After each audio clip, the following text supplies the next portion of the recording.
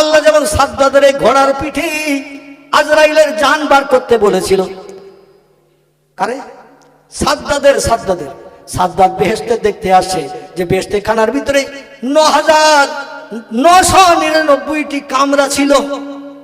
কটা? ৯,৯৯৯টা কামরা ছিল বেহেশতের ভিতরে।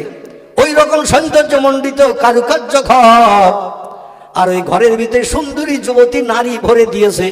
দেশের মানুষকে বলল, তোমরা এই যুবতী, ষোড়শী যুবতী, 16 বছর 17 বছরের যুবতী নারী সব ঘরের ভিতরে 2-4টে করে ঢুকিয়ে দিয়েছে। একজন করে যুবক যাবে, তাদের নিয়ে আনন্দ ফুর্তি করবে, লাউ খাবে, কুমড়ো খাবে, বেগুন খাবে, সবজি খাবে, এক একদিন এক একটা স্ত্রী নিয়ে উপভোগ করবে। যদি আরো প্রয়োজন হয় তাও দেওয়া হবে, শর্ত হলো আমার একটু খোদা বলে মানবে। আমি দুনিয়ায় ঘোষণা দিয়েছি, আনা রব্বুকুমুল আলা। কি বলেছে? আনা রব্বুকুমুল আলা। আমি মেজ খোদা, ছোট খোদা, সেজ খোদা নই। আমি হলাম সব খোদার উপরের বড় খোদা। আচ্ছা, আল্লাহ সহ্য করবে? সহ্য করবে? আল্লাহ বলে, আমি ছাড় দেই বান্দাদের, কিন্তু একেবারে ছেড়িয়ে দেই না। কথাটা বুঝতে পেরেছেন? বান্দারা কত বাড়াবি বাড়া, আমি ছাড় দিয়েছি, ঘুরিয়ে উড়িয়ে দিয়েছি। যত সুতো চাইবি দেব, উপরে উঠবি। তাই বলে যেন মনে করিস না আমার নামাতে পারবে না। লাটাই যার হাতে, সে বলে মাথায় উঠে হাওয়ার মাঝে মাথা নাড়া দিচ্ছে আর বলছে আমি আর নামবো না। ও ঘুড়ি, তোমার বুকের সঙ্গে আমার লাটাইয়ের সুতো জোড়া। যেই লাটাই পাক দেব, তুমি নিচে নামবে না উপরে থাকবে? কি করবে? নিচে নামতেই হবে, কারণ ঘুড়ির মাজার সঙ্গে সুতো দিয়ে লাটার সঙ্গে জোড়া। আল্লাহ বলছেন, যত বাড়াবে বাড়াও। ও বান্দা, আমি ছাড় দিয়েছি, যতবারে ওড়ো, যতবারে দূরে যাও, কিন্তু আমি একেবারে ঘুড়ির মতো, লাটাইয়ের মতো তোমারে ছেড়ে দেয়নি। আমি আল্লাহ যেই বলবো কুন, কি বলবে? যেই বলবো কুন ফায়াকুন, সঙ্গে সঙ্গে সেটা হয়ে যায়। এটাই হলো আমার পাওয়ার।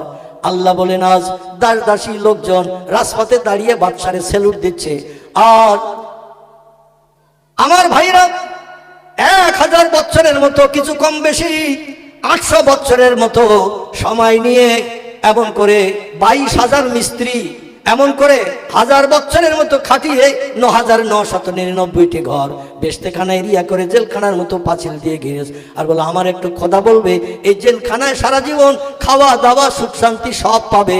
তোমরা বলবে সব খোদার বড় খোদা আমাদের দেশের বাদশাহ ফেরাউন। অনেকে লাভে লোহা বয় না, বিনা লাভে অনেকে তুলোর বস্তা নিতে চায় না। ঠিক না ভুল? বিনা লাভে অনেকে তুলোর বস্তাও মাথায় নিতে চায় না, কিন্তু অনেকে লাভে লোহা বইতেও চায়। দেশের লোক বলল কাজকর্ম করতে হবে না, খাটতে হবে না, মজুরি খাটতে হবে না, ভালো মন্দ খাবার পাবো, সুন্দরী যুবতী নারী দিনে আনন্দ ভর্তি করতে পারবো।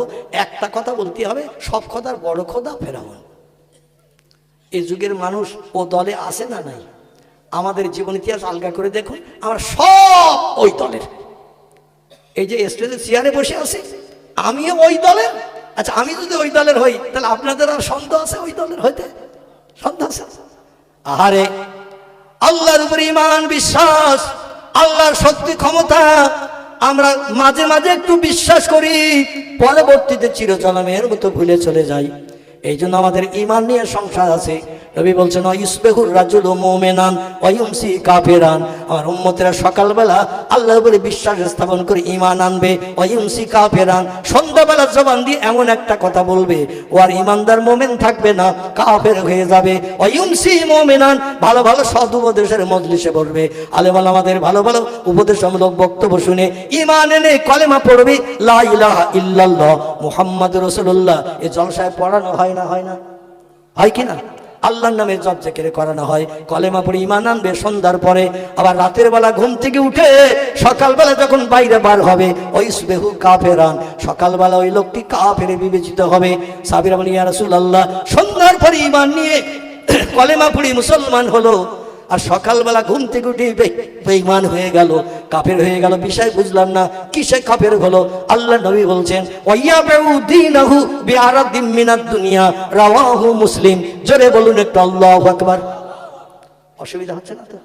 আল্লাহ নবী বললেন সকালবেলা ও বেঈমান এই জন্য হবে ওয়াইয়াবু দীনাহু, সকালবেলা ঘুম থেকে উঠে ধর্ম বিক্রি করে খাবে, দুনিয়ার সময় সম্পত্তি অর্থ সম্পদে লোভে পড়ে আল্লাহর উপরে ঈমান নস্যাৎ করে মানুষের কাছে যেয়ে বলবে ও আমাদের গ্রামের প্রধান, আমাদের গ্রামের মেম্বার, আমার স্ত্রী কঠিন রোগে আক্রান্ত, এই বিপদে তুমি ছাড়া আমার আর কেউ নাই।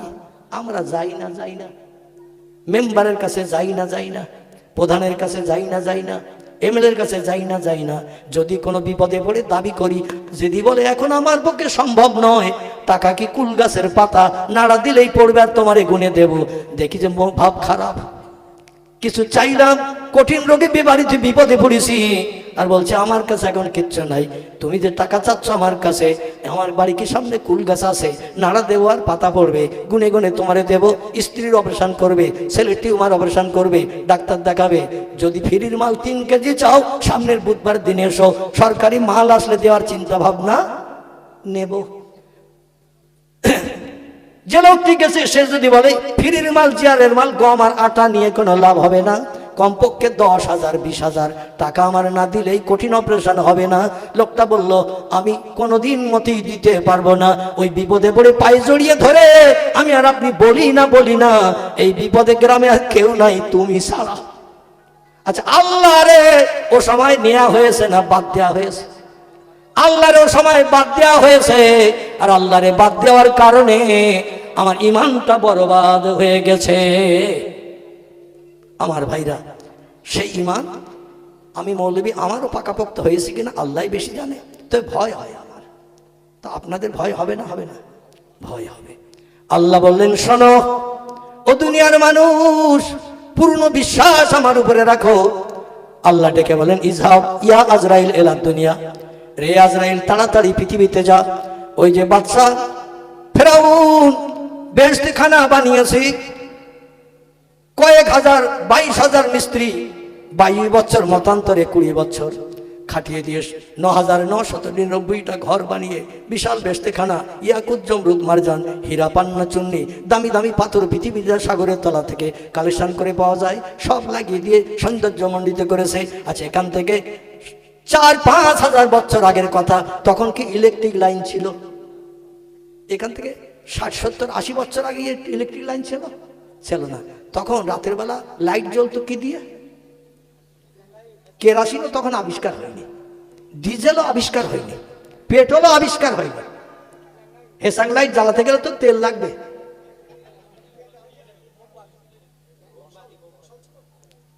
আমার ভাইরা, আর বেহেশতের ভিতরে মোমবাতি জ্বালালে কি সৌন্দর্য শ্রীবৃদ্ধি হবে?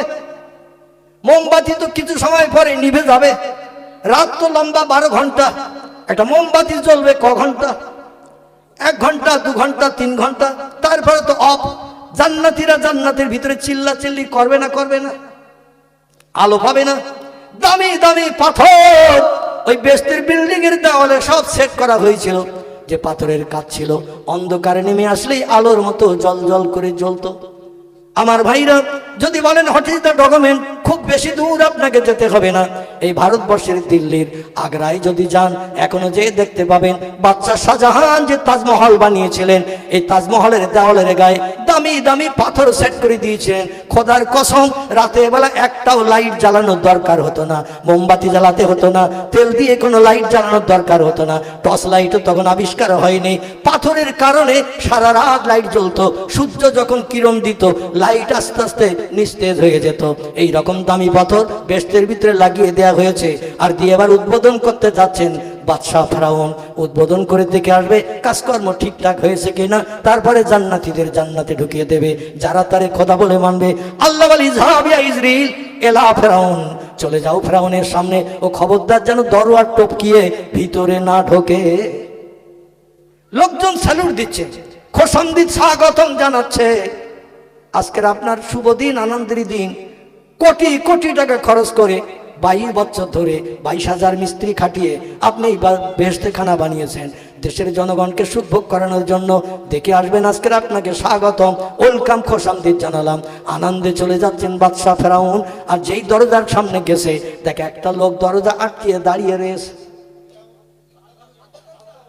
আমার ভাইরা, ফেরাউন ছিল বাদশাহ, লোকটির নাম ছিল সাদ্দাত, নাকি সাদ্দাত।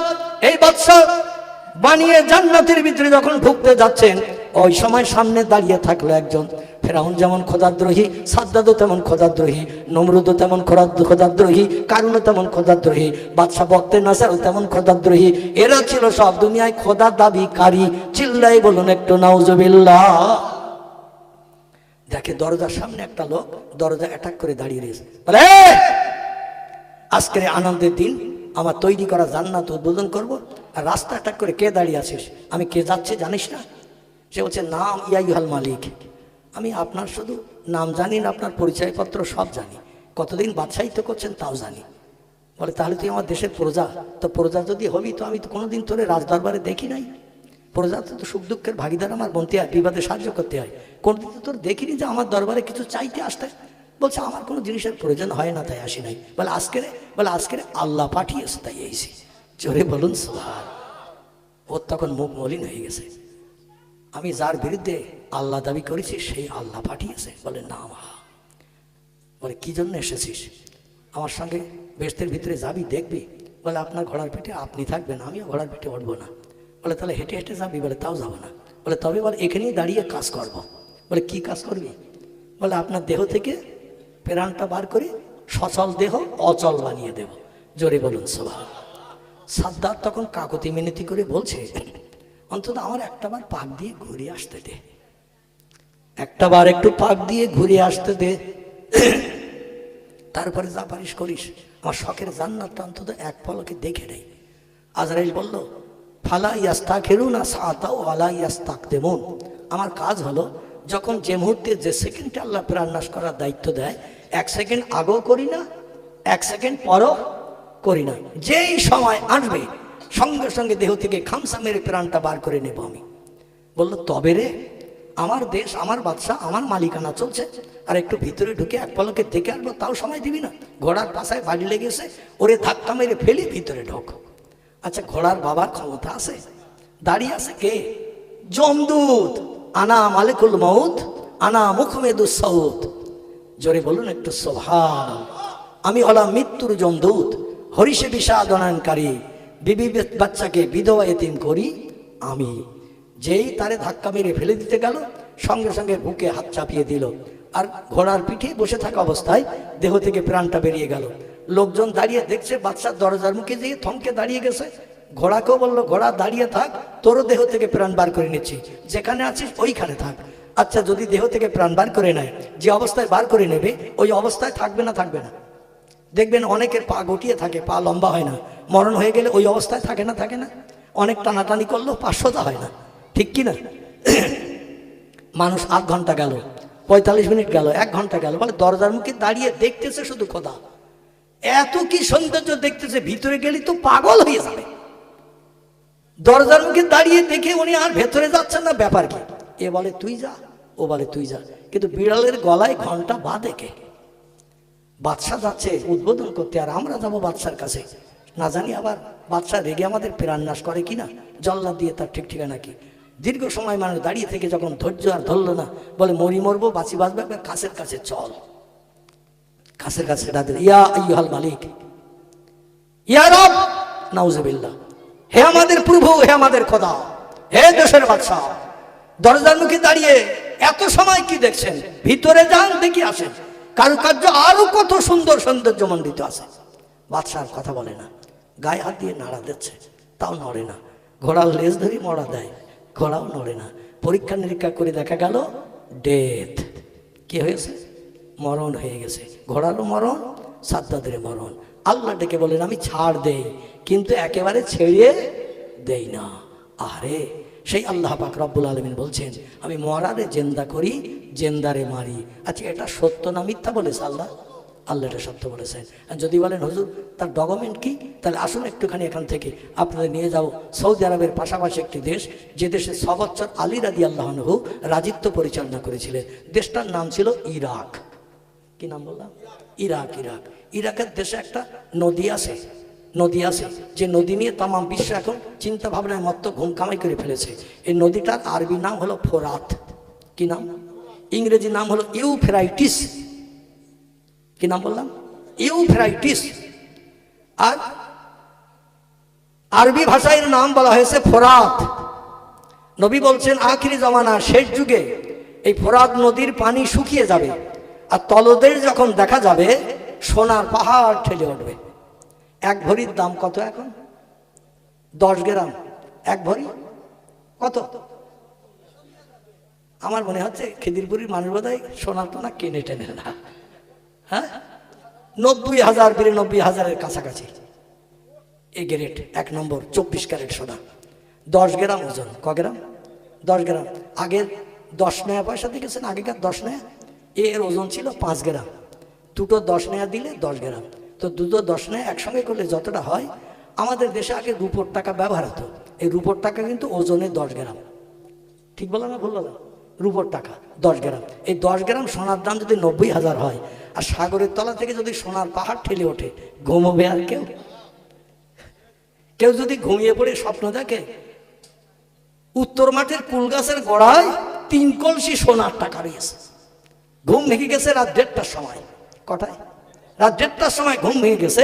উত্তর মাঠে আমার জমির মাথায় যে কুল গাছ আছে, কুল গাছের গোড়ায় মাটির তলায় 1 হাত মাটির তলায় 3 কলসি সোনা রয়েছে, সোনার টাকা। আচ্ছা, সারা রাত তোর ঘুম হবে? বলবে দিনের বেলা গেলে আবার কেউ যদি দেখে তারও তো আবার ভাগ দিতে হবে, কারণ পড়ুও মাল, যে দেখবে সেও ভাগ চাবে। বৌরি ডেকে বলতেছে একা একা যাবো, তুই সুখ চল। বলে কোথায় যেতে হবে? বলে উত্তর মাঠে আমাদের সেই জমির কোনায় সে কুল গাছ আছে না, মাঝে মাঝে কুল পেড়ে আনি, তোরাও খাস একটু একটু টক মিষ্টি। সেই কুল গাছের গোড়ায় কেরা আগের যুগের লোক 3 কলসি সোনা 1 হাত মাটির তলায় পুঁতে রেখেছে, ঘুমিয়ে পড়ে দেখেছি। স্ত্রী বলছে তুমি শুধু শুধু যাচ্ছ কেন? সাপল আর কোদাল নাও,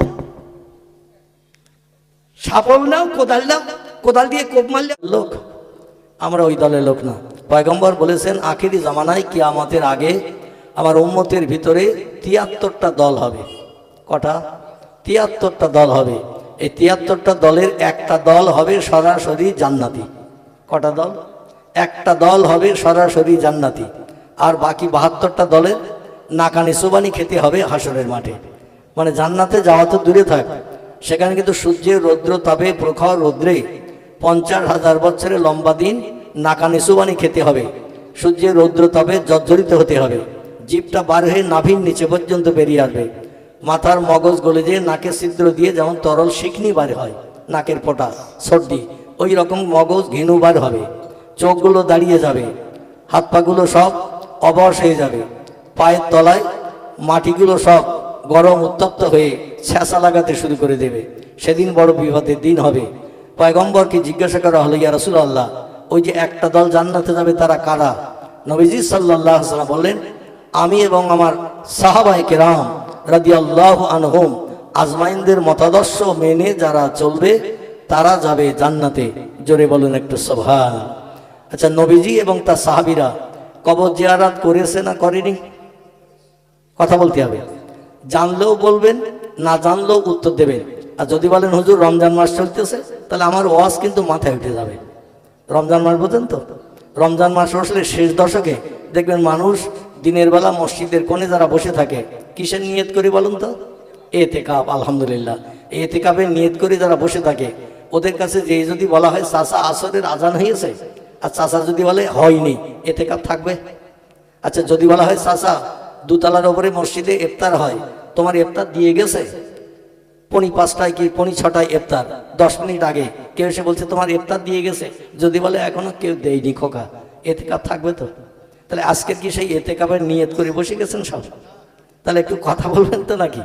কথা বলেন, কারণ আমি হলাম মানে বুড়ো হুজুর। কি হুজুর? বুড়ো হুজুর। মানে সে বাড়ির মুরগি হলো, এখন বুড়ো হুজুর সেজে এই রাতের বেলা আপনাদের বসিয়ে রাখতে হবে। এখন ঘুম ঢোল ভাব নিয়ে যদি বসে থাকেন, আমি বলবো নেতাজি, আপনারা শুনবেন পেঁয়াজি। আমি বলবো জ্যোতি বোস, আপনারা শুনবেন তত্ত্ব ঘোষ। তাহলে ওয়াজ ঠিক হবে তো নাকি?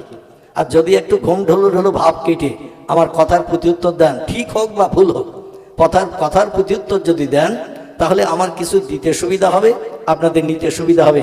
শীতের রাত বসে থাকাটা আমাদের জন্য লাভের ব্যবসা হবে। অন্যথায় বাড়ি দিয়ে কোরিয়ান কম্বল মুড়ি দিয়ে একেবারে হাঁটুটাটু গুটিয়ে খাটোটাটো হয়ে শুয়ে থাকাটা ভালো হবে না খারাপ হবে? যদি এখানে লাভ না হয় তাহলে বাড়ি দিয়ে কম্বল মুড়ি দেওয়াটা ভালো হবে না খারাপ হবে? খারাপ হবে। তাহলে আমার বুদ্ধির সঙ্গে আপনাদের বুদ্ধিতে অ্যাডজাস্ট হচ্ছে না। আমি তো মনে করি এখানে যদি লাভ না হয় তাহলে বাড়ি দিয়ে শোয়া ভালো, আর এখানে যদি লাভ হয় তাহলে বাড়ি দিয়ে শোয়া ভালো না। এটাই ঠিক কি না? হবে। কিন্তু যদি কথা না বলেন তাহলে তো আমি তো বুঝবো আপনার এখন রাত 3টের সময় মরা মানুষের মতো বসে আছেন, নড়াচড়াও পাচ্ছি না, কণ্ঠের আওয়াজও পাচ্ছি না। এজন্য প্রাণ ভরে উচ্চ রবে গলা ছেড়ে একটু দরুদ শরীফ, আল্লাহুম্মা সাইয়্যিদিনা মাওলানা ওয়া আলা আলি মাওলানা। কোথায় রইলে গো নূরেরি নবী, কোথায় রইলে গো নূরেরি নবী, আমাদেরকে ছাড়িয়া,